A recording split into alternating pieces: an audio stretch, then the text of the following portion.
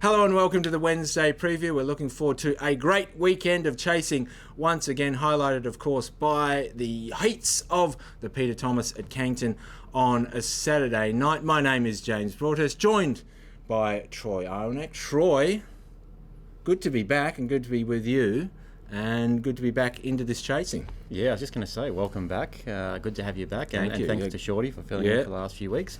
A big couple of weeks coming up, really, James. We've got the Peter Thomas, as you mentioned.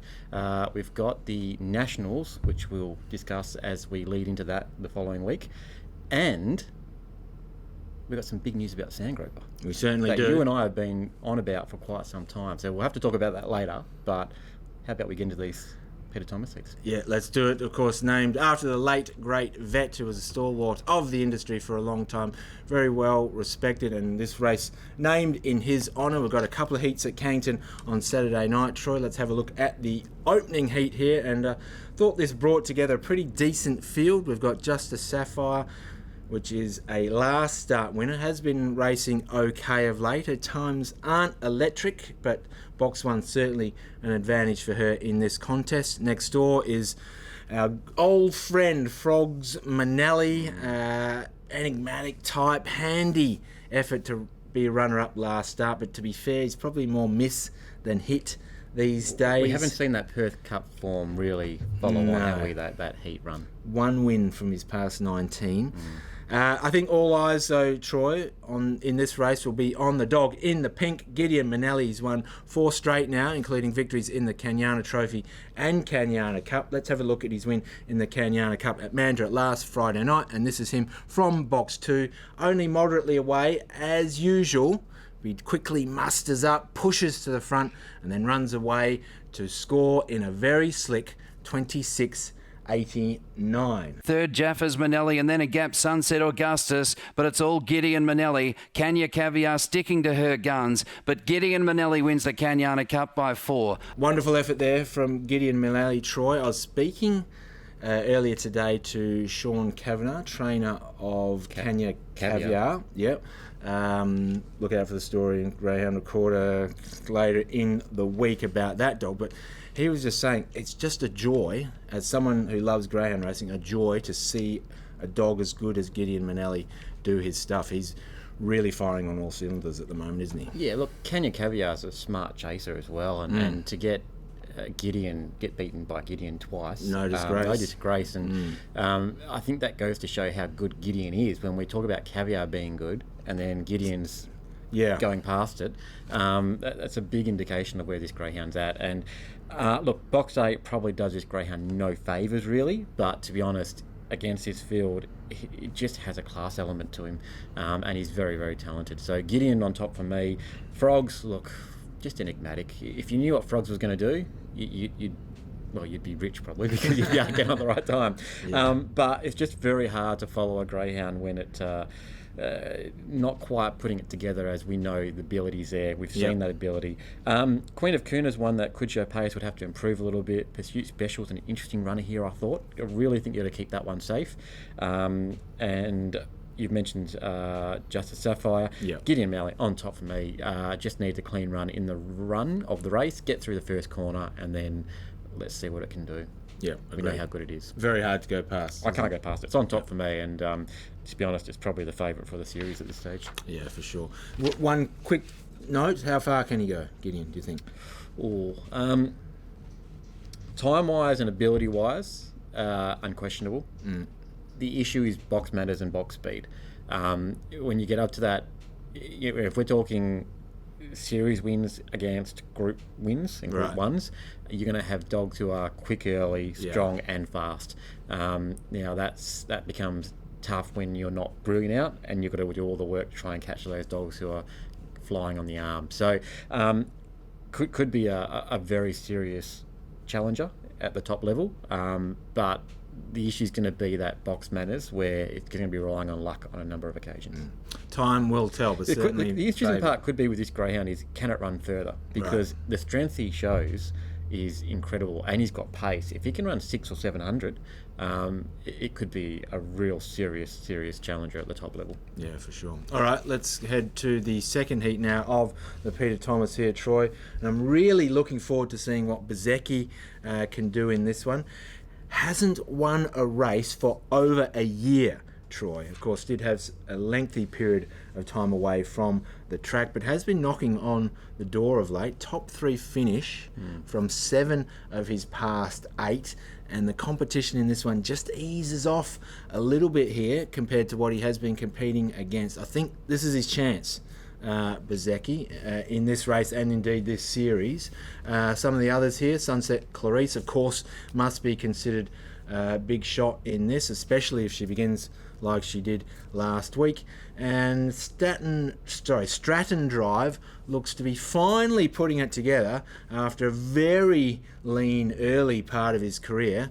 Last month or so has been a lot better. The question is, can he use the red alley to full effect with a good jump in this one? What do you think, Troy? Yeah, look, I've left Stratton Drive alone here. I think Bezecchi's going to be the interesting runner, as you mentioned. Strong run home type, small field, going to suit, 6-dog race. Sunset Clarice, look, if this greyhound jumps, we know it can run time. He's got usually good box manners. So with a vacant box on the inside, Bezecchi on the inside of that, and a number James on the outside of it, I just think this greyhound gets a beautiful run into this race. It should be the leader, in my opinion. Should be the one they've got to catch. And then Strip Weathers out wide. I think that greyhound's got to be kept safe. Got a bit of a run home ability, so it should be kept safe. Jaffers is the one that's really interesting for me. Yeah, Jaffers got plenty of ability, probably just not got the form at Cannington to really want to get on. Yeah. But a greyhound that has got ability. So an interesting runner in this series. But for me, Sunset Clarice on top. Bezecchi will be running on into another placing, I think. And I think Strip Weathers could be running on as well. I think this is the moment for Bezecchi. I get your theory about Clarice, but I think Bezecchi for me. Possibly. I don't question that. It's very possible. So I've got them 2 on top. I just think Clarice is going to get an easy run to the lead here. And it's going to be able to... It's got to do the right thing and jump, Clarice, don't get me wrong. But if it does, I just think it's going to be off and gone. Yeah. All right, good series. Couple of heats there of the Peter Thomas at Cannington on a Saturday night, Troy. Now, in the past week or so, there has been some big news that's come out around the Sandgroper, and I think we're going to claim a bit of credit for this, Troy, because we were advocating for this years. We've been advocating about this, and the news is, of course, that Sandgroper, which has been held over different days, Thursdays, Fridays, left on a Thursday, while other events are taking place as well. Yes, part of the Western Trilogy, of course, the Quokka and the Nullarbor. The greyhound version is the Sandgroper. They're finally going to schedule it on the Saturday during the Western Trilogy, Troy. Yeah. So it will be the last race in the series, as I understand, of the trilogy. I think Saturday is a better place for it. I think it's the right decision. How that works out and how it all pans out, we'll have to wait and see. I mean, as in whether it works and we get attendance or whatever happens in that regard. But gives it a chance. I think the thing is for the race and for the opportunity for the greyhounds to be in the spotlight on a Saturday night, on their normal night, not shoved on a Thursday when there's other events going on. Yeah. I think this is the opportunity that the race should have been given. You go back and look at the fields for the Sandgroper over the past years. The race has been phenomenal, and I think that's what slot racing does. So this is the opportunity now. We get the Saturday night running. It's a good move. It's the right move. It's probably better late than never, but let's hope now that it's a step in the right direction. All right, there you go. The announcement that the 2027 Sandgroper will be held on the Saturday night, Troy. Always a big race and one to look forward to around April every year. So that's a good one, and as you said, we were definitely on board with that decision. Speaking of big races, Troy, we got, in my mind, one of the biggest going around coming up in a couple of weeks. Talking, of course, about the Nationals. We had the WA qualifiers here at headquarters last Thursday night. Before we talk about who's made it through to the Nationals, let's go back and look at those WA qualifiers. Kicking off, of course, with Iconic Guess's victory in the WA Sprint Championship. and racing. Iconic Jet began quickly from out wide with Just a Piastri showing speed, and Just a Piastri is going to lead. Iconic Jet gets across on the outside of Iconic Guess up on the fence, and then followed by Maylata unchecked in behind them next of all as they head down the back straight. Our Aussie Salute along with Sharma. Checked out to last was Tattooed Beast along the back. Just a Piastri the leader by a half length. Iconic Jet levels up to second and up on the inside. Iconic Guess makes a line of 3 on the corner. Iconic Guess and Iconic Jet. Iconic Guess on the inside. Iconic Jet out wider. Iconic Guess is off to Victoria. So Iconic Guess getting the job done in the sprint version, and then in the WA Distance Championship, she did it again. Miss Envy came to the fore. Away in racing, Miss Envy jumped quickly from out wide, showing early speed was West on Mobile, who's going to lead the favourite early. In behind them was Max Capacity, then followed by Ironworks, who's nice and close. 5 lengths away was Banali, Black Tiger. In behind them next of all was Just a Princess, and cashing out past the judge, Miss Envy, out by 2 lengths on West on Model, then followed by Max Capacity. In behind them was Ironworks. Well back behind it was Banali, and then followed by Black Tiger. Second last, Just a Princess. Cashing outs last of all, Miss Envy down the back straight out by 3 lengths. In second place was Max Capacity. Ironworks runs on, then followed by West on Model on the corner. Miss Envy by 4 lengths. Ironworks to the outside. Miss Envy, though, the WA star, the Princess, she's off to Melbourne. So there we go, Troy. We've got Iconic Guess and Miss Envy representing us over in the Nationals. That they'll be held at Sandown, 29th of August. Saturday night. Going to be huge. Let's have a look at the fields for both races. Of course, box draw's not done yet. No. They'll be done Friday on the grey... What's it called? Grey... Grays area? Grey areas. Grey areas. I was going to say Grey Matters. That was our show from way back. I think it's Grey Areas. I hope I'm right there. Which is the GRV show they put out on Facebook. Check out GRV Facebook Friday. Page This anyway. Friday. You'll see it on there. Yeah. This Friday, approximately 10:30 a.m. WA time. Even if we've got the name of the show wrong, and I apologise, I'm not trying to be disrespectful, but check it is a good show. Yeah, it's a great show. Patch and George normally on it. Check out the Facebook page for Greyhound Racing Victoria, and I'm sure you'll find it on there. There you go. So Friday, anyway, that's what you need to know. That's when the box draw will happen. But here's who we've got in the field, starting with the sprint here, Troy. And just quickly run through it. Utter Madness from South Australia. If Ever from Tasmania. Jungle Johnny, New South Wales. Storm Hustler from Victoria. Zipping Lee from Queensland. Iconic Guess, of course, from WA. And then all the wild cards and the reserves. Now, interestingly, Troy, I went to look for a market for this. Tab Touch doesn't have one up yet. So I had to go to Ladbrokes. They've got... Are you surprised? We love Tab Touch here, Troy. They've got the first reserve, Wrongly Accused, as their favourite prior to the box draw. Wrongly Accused has been a greyhound who has been on the up. Renamed. So this greyhound was called Organised Crime, I believe it was, and the story was that there was a complaint. Inappropriate name. A complaint. Yep. A complaint. And that's all it takes. And the connections are asked to rename the greyhound. Yep. And they've named it Wrongly Accused, which I think is fitting. Yeah. Now, this greyhound has been flying. Horsham Cup winner, has flown around the meadows, has done plenty to see. Was a little bit stiff in the final, to be honest. It jumped nice. Went to get across, got held off, bumped, lost a bit of momentum, still ran a big race, but got beaten by Storm Hustler, another nice greyhound. So can understand why Wrongly Accused, this young greyhound with a huge potential, is a favourite in the market, even as reserve. Yeah. May not make the field, though. May not make the field, but... In fact, likely that it won't. But it would be, against in this field at the moment, it would be the favourite. So let's say Wrongly Accused doesn't. Storm Hustler, as you mentioned, good dog. Yep. Jungle Johnny, we know how good he is at Winnie Park. He's a star. Got to come down and do it Sandown now. Yeah. So that'll be the interesting aspect, but very, very talented chaser. We know that. I'm not trying not to undersell the dog here. So definitely... What does Iconic Guess need to do here? Where's it want to draw? Well, the box draw is going to be inside, I would assume. it's going to be a tough race for him, but it's a greyhound that keeps improving and keeps delivering every time. And every time Very we've looked at a consistent. race, we've gone, gee, it's a bit tougher challenge here, and it's found a way to get it done. So not going to underrate Iconic Guess at all. I think this greyhound is a very good representative, and if it gets the right draw, it can be thereabouts. Just needs the right run into the race. We know it's not brilliant early. Sure. So it just needs a little bit of the right run. You got greyhounds like Off the Chart, who's got pace. Storm Hustler can jump.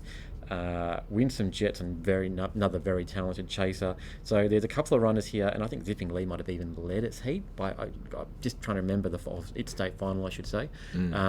Just trying to remember that greyhound's run. I'm pretty sure it led, and I'll stand corrected on that. So there is pace here. So you don't want to get caught in a bad box draw here and get caught out wide. But a great race, one I'm looking forward to. Cannot wait for it. And come on, the WA runners. Absolutely. I'm looking forward to the next one, though, the distance. Yeah, Let's this have a one look at the distance sounds qualifiers exciting. here, Troy. Bandit Darrell, South Australia. Don't Tell Tommy, Tasmania. Boom Bam Ranger, New South Wales. Mapunga Lara, we're familiar with that dog. Over here in the west, the Victorian representative, beautiful child from Queensland, and of course Miss Envy. Those are the qualifiers. We've got some big names as wild cards as well, Without a Trace and Magpie Hector. Mapunga Lara, we know, won the Galaxy over here at the start of the year. This is an incredible race. This is an incredible state It race. certainly is. But you know who's at the top of the heap here? Certainly according to Ladbrokes. Miss Envy. Miss Envy, and with good reason. Well, she beat a number of these greyhounds in Queensland. A second run over 700 because she won her heat. Second run in the Queensland Cup. She's come back. She's won her state final here over 700. Her first start over 700 in Cannington. Now, just for those who may not be aware, and most people would understand now the series has already run a couple of years, but wildcards are for greyhounds who are at the top of the rankings, the Jeep Greyhound Club Australia rankings, from group races that you've won and listed races, points allocated throughout that period.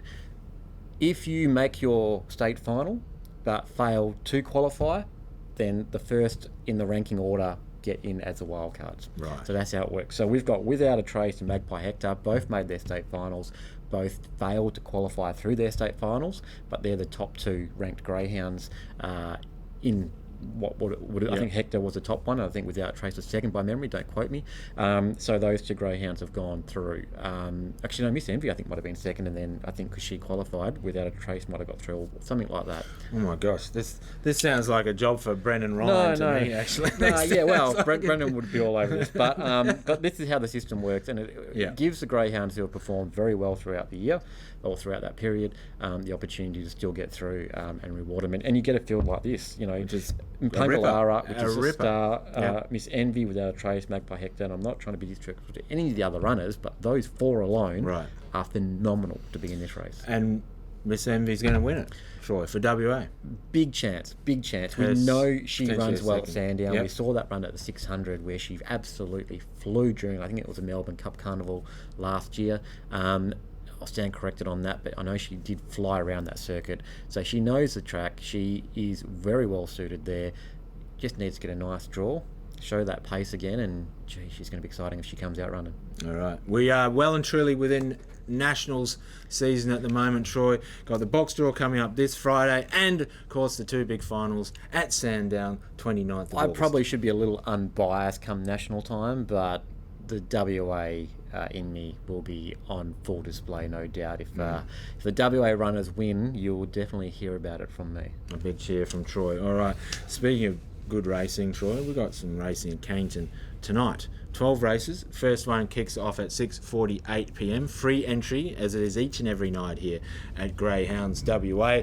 And two tip Troy is back in action. You got a couple for us tonight. I am, James. I am. I tipped one and I looked at it and I thought I think the price might be short, so I'm going to find another one as well. But race 8, number 1, Kenya Redline. This greyhound will be redlining it as it gets to wind up, but it's strong. We know this greyhound's strong. It is very suited in this race. It's a smallish field, 6 dogs. That's going to suit the greyhound. We know it's a run-on type. It just needs to hold up on the fence and hold a position, and if it can get a crack at the leaders, I think it's going to be very tough to hold out. I don't think we're going to get much value here because of the way the race looks, so maybe anchor it in other bets if you need to. Obviously gamble responsibly, but Kenya Redline for me looks one on the card that's very tough to beat. Then we're going to go to race 11, number 5, Shake Not Stir. This well-named greyhound is, I think, it's Fernando Bale out of French Martini, so very well named. Last start was a very decent 29.73 at Gosford. I think this greyhound might fly under the radar a little bit on punters tonight. Now, I don't know what it's been doing since it come over. I'm only going by its form that I can read. It's not the easiest race. There are a couple in here that can run, but I reckon this greyhound could be a sneaky little play tonight, and I don't want to be caught sleeping on it. So race 11, number 5, Shake Not Stir. Keep it very, very safe. Watch the market. If there's market moves for it, I reckon have a play. I'm not a huge martini drinker myself, but apparently stirred is actually better than shaken. Bond like shaken. Yeah, but Bond like shaken. Yeah, but apparently stirred is better. Maybe we'll have to do it on the show. General consensus. We'll have to have one. Well, if the dog gets up, we'll be saluting. We probably can't have one on the show. We'll probably get in trouble. No, we won't do that. Anyway, but there are a couple of tips. We don't gamble and drink at the same time, do we? No, definitely not. A couple of tips from you, Troy, tonight. Well, my best bet, I'm heading towards race 5, number 5, Aston Beyond, a lemon alert for all those aficionados of Above and beyond. Gold. Above and beyond, yeah, into infinity and beyond, Troy. Been a couple of scratchings in this race since I tipped this greyhound, but I'm going to stick with him despite the fact that price is probably going to be pretty short. Haven't seen him for a while. I think the last time we saw him was in that WA Derby final. From the limited appearances we did see him, I thought he was pretty impressive. Ran some quick times when we saw him. Should be fresh coming into this one. Not a noted quick beginner, but got vacant draws either side of him now. That should give him a good chance to work into this race. If he's able to do that, I think he'll be powering home for the win. So race 5, number 5, Aston Beyond for me tonight, Troy. Very good, James, and great to have you back on the show this week. It's been always a fun experience. Yeah, excellent. Great to be back, and looking forward to what's coming ahead of us over the next few weeks. Plenty going on. Make sure you get down to the track here at Cannington either tonight or Saturday night for the heats of the Peter Thomas. But either way, we will catch you next week on the Wednesday preview.